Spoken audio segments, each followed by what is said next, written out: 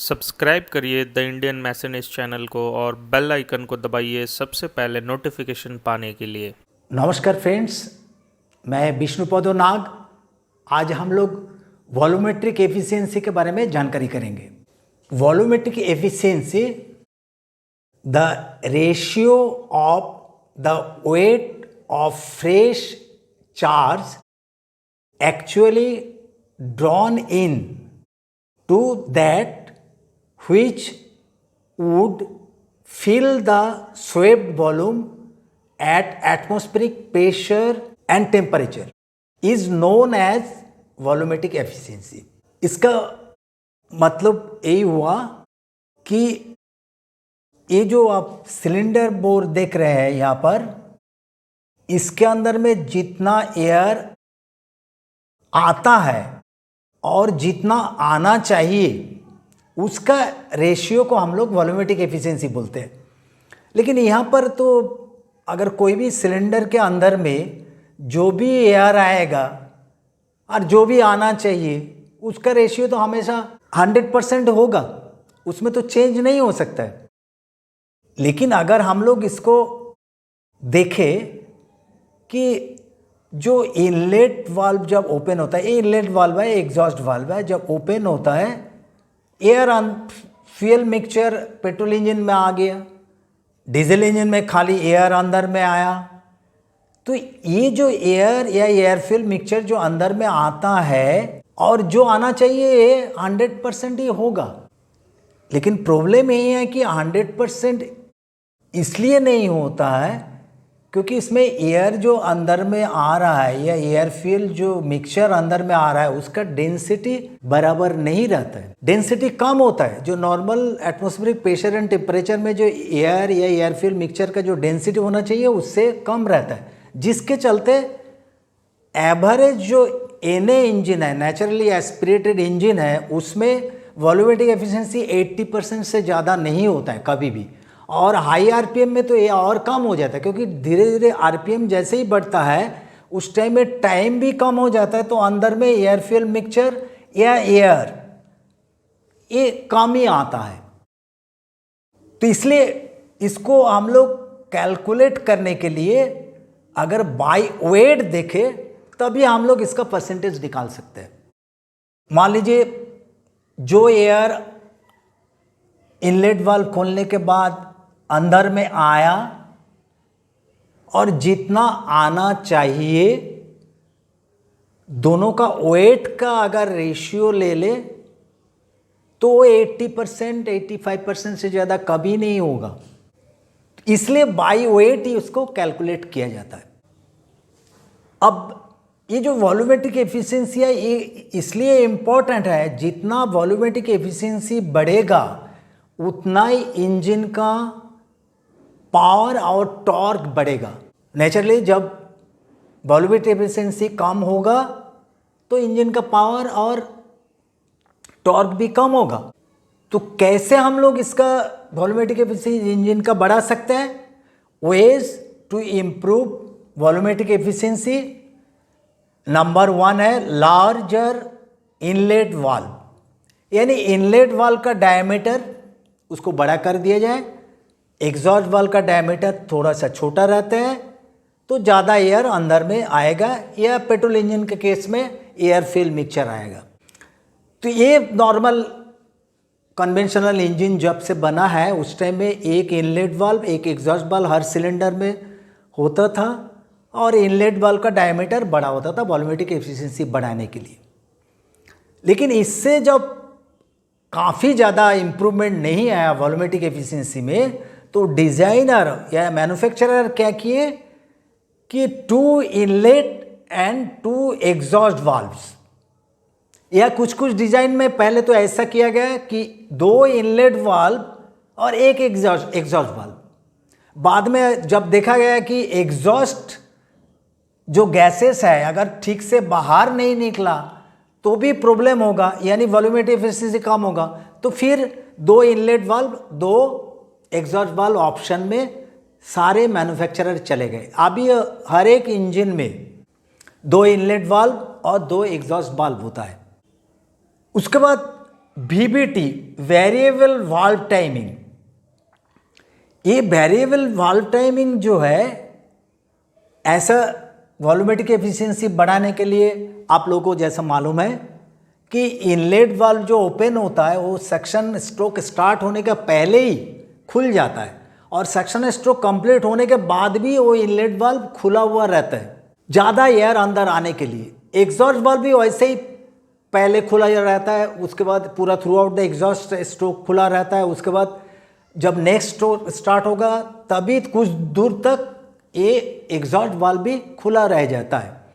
ये सिस्टम हम लोग पहले से ही अडॉप्ट कर चुके हैं वॉल्यूमेट्रिक एफिशिएंसी बढ़ाने के लिए, लेकिन उसमें एक प्रॉब्लम है कि जब मान लीजिए सक्शन स्ट्रोक में इनलेट वाल्व खुला रह गया, उसके बाद जब कंप्रेशन स्ट्रोक होता है तो उस टाइम में तो ऐसा नहीं है कि ये वाल्व खुला रहने से जो एयर अंदर में आया तो फिर उधर से बाहर निकल जाए। तो अभी यूटिलाइज किया जाता है वेरिएबल वाल्व टाइमिंग। इनिशियली जब आरपीएम कम रहा था उस टाइम में इतना प्रॉब्लम नहीं हो रहा था वाल्व टाइमिंग का। प्रॉब्लम कब स्टार्ट होता है? जब इंजन का आरपीएम बढ़ जाता है। इसलिए ये वेरिएबल इलेक्ट्रॉनिक जो वेरिएबल वाल्व टाइमिंग है उसमें क्या होता है, आरपीएम बढ़ने के साथ साथ इनलेट वाल्व का जो ओपनिंग पहले किया जाता है और ज़्यादा देर तक खुला रह जाता है। तो क्या होता है कि एफिशिएंसी जो है वॉल्यूमेट्रिक एफिशिएंसी कम नहीं हो पाता। उसके बाद नेक्स्ट पॉइंट आता है improve inlet and exhaust manifold design. ऐसा इनलेट जो है यहाँ पर एक इनलेट मैनिफोल्ड होता है पेट्रोल इंजन में, उसके ऊपर में कार्बोरेटर रहता है और शुरू से जब से इंजन डिज़ाइन चालू हुआ या कन्वेंशनल पेट्रोल इंजन बना, आप देखिएगा सारे इंजन में जो है इनलेट मैनिफोल्ड जो है एग्जॉस्ट मैनिफोल्ड के ऊपर में ही है। यानी एग्जॉस्ट वाल्व का पोर्ट और इनलेट वाल्व का पोर्ट एक ही साइड में है। हम यहाँ पर ऑपोजिट साइड में दिखाया है। आजकल ऐसे ही यूज होता है, पहले एक ही साइड में होता था, यानी जिधर से इनलेट होगा उस साइड से ही सिलेंडर हेड का एग्जॉस्ट वाल्व भी है। ये इसलिए किया जाता था कि जब ठंडा एरिया में इंजन चलता है उस टाइम में बहुत ज़्यादा ठंड के चलते इंजन कभी कभी बंद हो जाता है, तो इनलेट एयर को गर्म कर रखने के लिए एग्जॉस्ट मैनिफोल्ड को उसका नीचे डिज़ाइन किया गया था कि एग्जॉस्ट मैनिफोल्ड जो है उसके ऊपर में ही इनलेट मैनिफोल्ड रहेगा। यानी एग्जॉस्ट मैनिफोल्ड के अंदर से जो गैसेस निकाल रहा है वो इनलेट मैनिफोल्ड को भी गर्म कर रहा है। तो उसके ऊपर में जो कार्बोरेटर है, कार्बोरेटर से जब एयर फ्यूल मिक्सचर अंदर में जा रहा है वो जल्दी से वेपोराइज होगा, आराम से मिक्सअप होगा और सिलेंडर बोर के अंदर में जाने के बाद कंबशन में कोई दिक्कत नहीं आएगा। ये सिस्टम काफ़ी दिन तक लागू था, लेकिन क्या प्रॉब्लम इसमें होता था कि जैसे कि हम बताएं कि एग्जॉस्ट मैनिफोल्ड के ऊपर में इनलेट मैनिफोल्ड है, तो नेचुरली एयर जो है वो एक्सपैंड होने से तो उसका वॉल्यूम बढ़ जाता है, लेकिन डेंसिटी घट जाता है और डेंसिटी घटने से जो एयर पार्टिकल जो हमको चाहिए, जो ऑक्सीजन का मात्रा होना चाहिए वो कम हो जाता है। तो नेचुरली वो सिस्टम को हम लोग हटा दिया गया। अभी जो इनलेट मैनिफोल्ड का जो डिज़ाइन किया जाता है वो एक हम लोग बोलते हैं उसको रिजोनेंस ट्यूनिंग। रिजोनेंस ट्यूनिंग करने के लिए जो इनलेट पोर्ट है हर एक सिलेंडर का और जो कार्बोरेटर है उसके नीचे रनर लगा दिया गया। यानी अगर आप देखिएगा पहले जो कार्बोरेटर से डायरेक्ट हर एक जगह में इनलेट की तरफ चले जाता था, अभी क्या है उसके अंदर में रनर लगा दिया गया। ये एक रिजोनेंस इफेक्ट देता है जिसके चलते क्या होता है कि वॉल्यूमेट्रिक एफिशिएंसी 100 के करीब पहुंच जाता है, इवन इससे ज़्यादा भी अचीव कर सकता है। तो ये सिस्टम जो है अभी सारे इंजन में लागू कर दिया गया और ये रिजोनेंस ट्यूनिंग जो है थोड़ा कॉम्प्लिकेटेड सिस्टम है। इसके बारे में हम लोग फिर किसी दिन डिटेल्स में इसके बारे में डिस्कशन करेंगे। और एग्जॉस्ट मैनिफोल्ड का जो डिज़ाइन है उसमें भी ट्यूनिंग किया जाता है। जैसे पहले देखिए एक एग्जॉस्ट मैनिफोल्ड में 6 सिलेंडर इंजन है, तो 6 सिलेंडर का सारे जो पोर्ट है, एग्जॉस्ट का पोर्ट है, वो एक ही मैनिफोल्ड के थ्रू होता है, इसलिए उसका नाम मैनिफोल्ड है। और उसके बाद एक पाइप में यानी टेल पाइप के थ्रू पूरा साइलेंसर के अंदर में जाता है, मफलर के थ्रू होते हुए सारे एग्जॉस्ट गैस बाहर निकल जाता है। अब क्या होता है कि 6 सिलेंडर है, नेचुरली एक में जब पावर कंप्लीट हो रहा है तो दूसरे में पावर स्टार्ट हो जाता है, यानी एक का एग्जॉस्ट कंप्लीट नहीं हुआ तो दूसरे में एग्जॉस्ट स्टार्ट हो गया। तो इस टाइम में एक का एग्जॉस्ट प्रेशर दूसरे में तो इंटरप्शन कर ही सकता है। तो अभी क्या किया गया, एग्जॉस्ट मैनिफोल्ड को भी पार्ट कर दिया गया, उसमें हर एक इंडिविजुअल सिलेंडर के लिए अलग अलग पार्ट में डिवाइड कर दिया कि एक दूसरे का जो है वो प्रेशर जो है दूसरे को सिस्टम में प्रॉब्लम क्रिएट नहीं करे। तो ये दोनों जो इनलेट एंड एग्जॉस्ट मैनिफोल्ड का जो डिज़ाइन है, ये बहुत बड़ा रोल प्ले करता है वॉल्यूमेट्रिक एफिशिएंसी बढ़ाने में। इसको अगर प्रॉपरली डिज़ाइन किया जाए तो काफ़ी हम लोग इसका लाभ ले सकते हैं। अब एग्जॉस्ट वाल्व जैसे कि हम बताया कि 2 कर दिया गया, क्योंकि अंदर में अगर मान लीजिए कोई भी एग्जॉस्ट गैसेस रह जाएगा तो फ्रेश एयर तो अंदर नहीं आ पाएगा, तो वो भी तो लॉस है, मतलब वॉल्यूमेट्रिक एफिशिएंसी कम होना।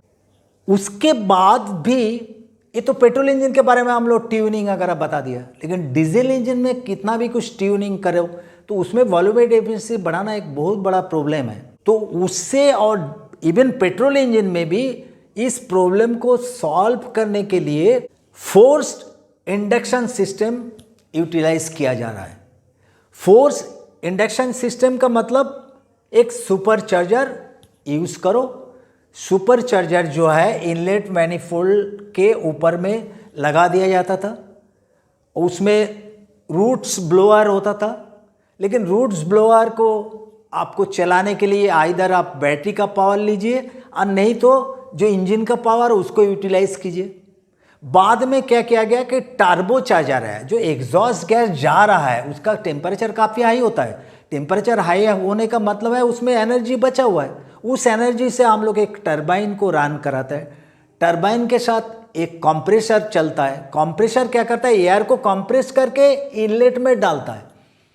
इससे तो आप 100% से ज़्यादा वॉल्यूमेट्रिक एफिशिएंसी पा सकते हैं इसमें, लेकिन उसमें भी एक प्रॉब्लम है कि जो एयर को जो टर्बोचार्जर जो है कंप्रेस किया, कंप्रेस करने से वो गर्म होता है, गर्म होने से फिर एक्सपैंड हुआ, एक्सपैंड होने का मतलब डेंसिटी कम हो गया, तो डेंसिटी कम होने का मतलब है हमको जो चाहिए डिजायर्ड जो चार्ज चाहिए हमको वो चार्ज नहीं मिल रहा है।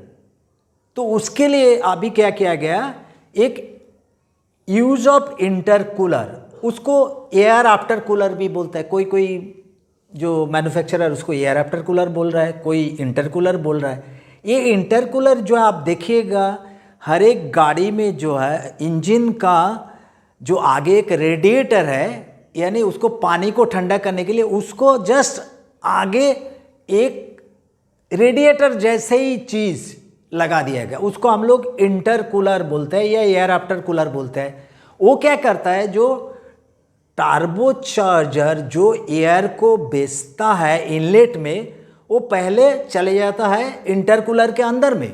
इंटरकूलर के अंदर में जब जा रहा है तो उस टाइम में वो कूल करता है, क्योंकि सामने से जो फ्रेश एयर आ रहा है, इंजन का पंखा जब फ्रेश एयर को खींच रहा है, तो वो इंटरकूलर के अंदर से जो टर्बोचार्ज एयर जा रहा है उसको ठंडा करके फिर इनलेट में भेज रहा है। ठंडा होने से क्या होगा, उसका एफिशिएंसी बढ़ जाएगा, यानी वॉल्यूमेट्रिक एफिशिएंसी बढ़ जाएगा। तो इसी हिसाब से हम लोग इंटरकूलर का यूज़ करते हैं। अब एग्जाम्पल देके अगर हम देखें तो अगर मान लीजिए नॉर्मल एक NA इंजन है, तो उसमें जो पावर मिलता है इंजन का वो अगर मान लीजिए 1 HP है, लेकिन जैसे ही आप टर्बोचार्जर लगा दिए तो सर्टेन % उसमें बढ़ जाएगा, आउटपुट HP इम्प्रूव हो जाएगा। अगर जैसे ही आप उसके साथ इंटरकूलर लगा देता है तो HP और बढ़ जाएगा। यानी टर्बोचार्जर विथ इंटरकूलर ये नॉट ओनली हमारे आउटपुट को बढ़ाने में मदद कर रहा है, वॉल्यूमेट्रिक एफिशिएंसी बढ़ाने में मदद कर रहा है, ये जो एग्जॉस्ट गैसेस है वो ऐसे ही निकाल जा रहा है, उसको हम लोग यूटिलाइज करके एक पर्पसफुल सॉल्यूशन निकाल दिया इसमें वॉल्यूमेट्रिक एफिशिएंसी बढ़ाने का। तो ये मोटा मोटी आप समझ सकते हैं कि ये वॉल्यूमेट्रिक एफिशिएंसी क्या होता है, ये हम पहले ही बता दिया।